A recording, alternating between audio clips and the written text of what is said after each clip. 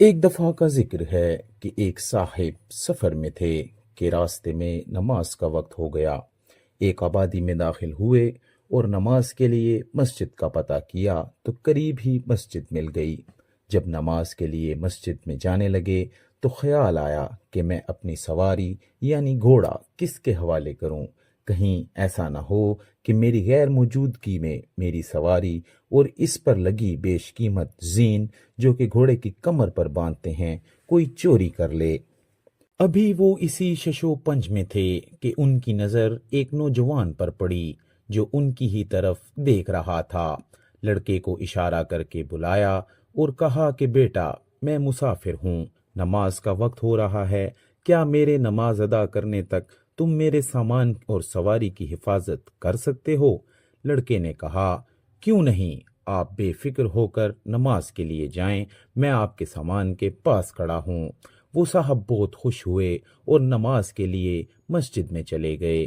جب نماز پڑھ کر باہر آئے تو یہ دیکھ کر حیران رہ گئے کہ نہ صرف وہ لڑکا غائب تھا بلکہ گھوڑے کی زین بھی غائب تھی۔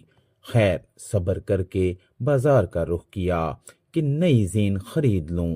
ایک دکان پر رکے تو دیکھا کہ ان کی وہی زین اس دکاندار کی دکان پر لٹکی ہوئی ہے۔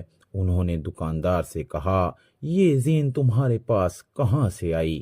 اس نے جواب دیا کہ ابھی ایک لڑکا 2 درہم میں بیچ کر گیا ہے۔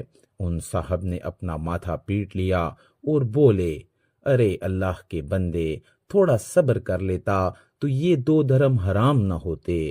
دکاندار نے پوچھا تو بتایا کہ میں نے نماز میں ہی سوچ لیا تھا کہ نماز پڑھ کر اس لڑکے کو 2 درہم دوں گا، مگر افسوس جلد بازی کی وجہ سے اس نے اپنی کمائی حرام کر لی۔ اگر صبر کر لیتا تو یہی 2 درہم اسے ملتے، مگر جائز طریقے سے۔ انسان کو رزق اتنا ہی ملتا ہے جو اللہ نے نصیب میں رکھا ہو۔ دوستو، اگر آپ کو یہ کہانی پسند آئی ہو تو ہمارے چینل کو ضرور سبسکرائب کریں اور بیل آئیکن کو پریس کریں۔